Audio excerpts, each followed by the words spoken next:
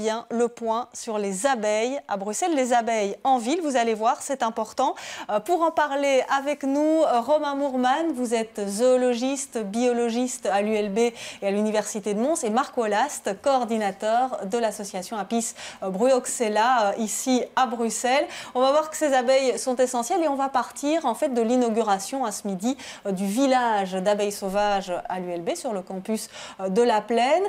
C'était finalement pour répondre à un besoin parce que ces abeilles sauvages, elles n'ont pas tellement de lieu, elles ne trouvent pas de lieu à Bruxelles pour s'installer. Romain Mourman? Alors c'est ça, il y a plusieurs objectifs avec ce village d'abeilles finalement. Il y a un objectif premier qui est un objectif d'informer les gens sur les abeilles sauvages, on aura l'occasion d'en parler. Oui. Il y a également un objectif de recensement, c'est-à-dire de collecter ces abeilles qui viennent nidifier dans ce village pour voir un petit peu qu'est-ce qu'on trouve finalement dans nos villes comme abeilles sauvages. Et puis, effectivement, il y a un objectif de biodiversité, de conservation de la nature, où on va offrir à ces abeilles sauvages des endroits potentiels de nidification, bien qu'elles soient susceptibles d'en trouver par elles-mêmes dans la nature. Ces endroits de nidification sont de plus en plus rares et c'est une des causes de leur disparition. Alors Marc Wallace, vous, les abeilles, vous les connaissez bien, vous les suivez de près ici à Bruxelles. On va peut-être vite, rapidement essayer de faire la différence entre abeilles domestiques et abeilles sauvages. Alors en Belgique, on a à peu près 370 espèces d'abeilles. Sur ces 370 espèces d'abeilles, une seule fait du miel, c'est l'abeille domestique. Alors on la connaît bien puisqu'elle est liée à l'homme depuis la nuit des temps, hein, oui, grâce à ses produits, grâce au miel, à la cire et autres. Malheureusement, les 369 autres espèces d'abeilles ne font pas de miel. Et donc l'homme les connaît moins bien. Mais depuis qu'on est dans la crise de la pollinisation, depuis une quinzaine d'années qu'on s'est rendu compte de l'importance de l'abeille, le vrai secret de l'abeille en fait, c'est son travail, c'est pas le miel. Donc les abeilles sauvages sont très très importants et donc on se rend compte aujourd'hui ô combien elles sont nécessaires pour la survie de la biodiversité mais aussi de l'homme. Voilà, et donc là c'est peut-être le volet sensibilisation un peu pédagogique de ce village d'abeilles sauvages, c'est alerter aussi un petit peu le grand public. Les abeilles sont importantes en ville? Oui, les abeilles sont importantes en ville, mais également partout, étant donné qu'elles font ce qu'on appelle la pollinisation, c'est-à-dire le transfert de pollen d'une plante à l'autre.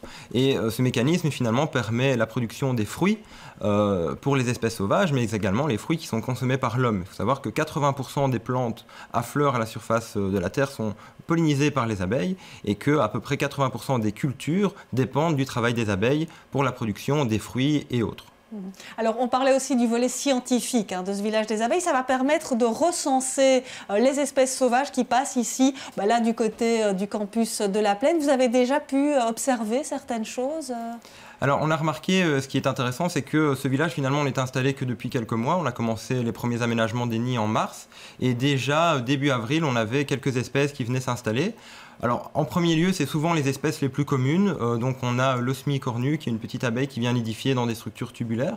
On la trouve parfois chez les gens au niveau des petits trous d'évacuation des châssis d'eau, donc sur les balcons, etc. C'est souvent elle qu'on voit. On a pu observer également quelques autres espèces un peu parasites de ces nids d'osmie. Mais souvent, la première année, ce sont les espèces les plus courantes. Alors, peut-être, Marc Wallace, une petite réaction, parce que vous me disiez que finalement, il y a une espèce d'abeille sauvage assez rare qu'on a pu observer dans le centre de Bruxelles, du côté de Schaerbeek, dans le quartier turc. Voilà. Ça semble incroyable, ça. Exactement. Donc, on a recensé il y a 2 ans maintenant, en plein milieu du quartier turc, une petite abeille terricole. Donc, elle vit dans la terre. En fait, elle vit entre les dalles de trottoir. Et donc, elle émerge chaque année pendant à peu près 15 jours, 3 semaines. Et donc, ce qu'il faut savoir, c'est que cette abeille, en fait, elle est sur la liste rouge. C'est une abeille qui est en voie de disparition en Belgique. Et elle se trouve chez nous, en plein milieu du centre de Bruxelles. Elle y vit. Et elle s'y vit assez bien. Là. Elle vit relativement bien, oui. Alors, on va revenir un petit peu à la sensibilisation. Et je sais que ça vous tient à cœur, Marc Wallace, partir des abeilles, mais aller un petit peu au-delà. Il faut préserver la nature en ville. Et vous voulez interpeller autant les politiques, les entreprises que les Bruxellois. Bien sûr. Donc, en fait, l'abeille est ce qu'on appelle une espèce clé de voûte. C'est-à-dire que par son travail de pollinisation, en fait, elle sert à tout le système.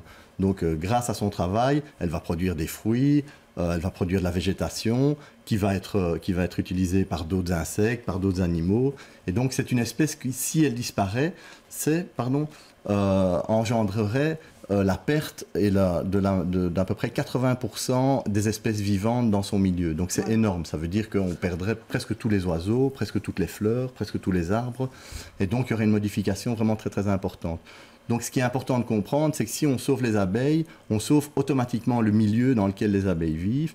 Et donc en ville aussi. En ville, il y a des oiseaux, il y a des petits mammifères. Donc il est vraiment très très important d'aider les abeilles en ville. Oui, et Romain Mourman, l'ULB a aussi envie de s'associer à ce travail de vulgarisation, peut-être d'un petit peu s'ouvrir aux Bruxellois via ce village des abeilles sauvages. Oui, donc on a déjà un département de diffusion des sciences, donc avec le musée de zoologie notamment, donc on travaille en collaboration avec eux évidemment, et l'objectif était aussi de faire le lien entre le monde scientifique finalement qui apparaît parfois un peu fermé, qui fait de la recherche fondamentale, avec la vulgarisation, c'est-à-dire informer le citoyen, informer les gens sur ce qu'on fait et sur l'importance du travail qu'on fait.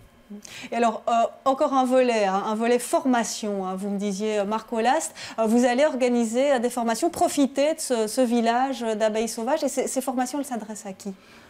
Donc en fait, elles ont déjà commencé. Donc il y a deux volets exactement. Il y a un volet sensibilisation et un volet formation. Dans le volet formation, en fait, on s'adresse principalement aux professionnels et aux futurs professionnels. Donc on a déjà fait des formations pour plusieurs communes, pour plusieurs administrations régionales également, mais aussi pour des écoles d'horticulture, des écoles de paysagistes.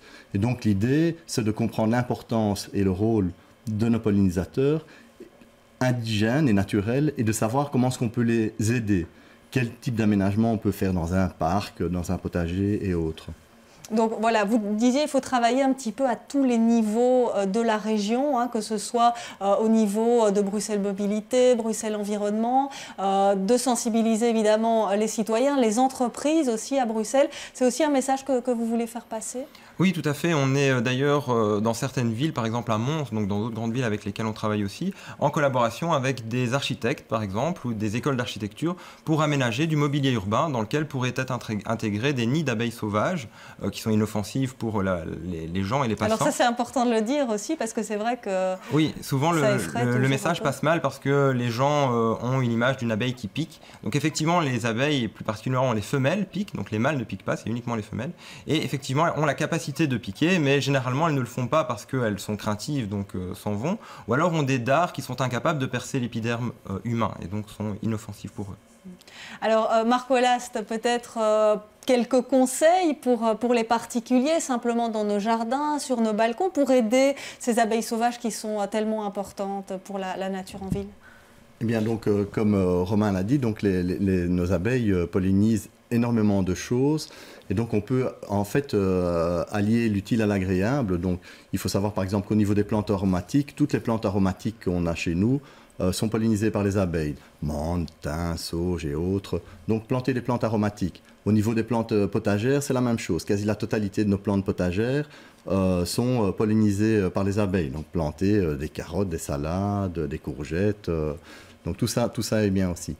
Donc pour aider les abeilles sauvages, on peut faire des petites constructions qui sont très très simples à faire. Donc je ne vais pas vous expliquer comme ça.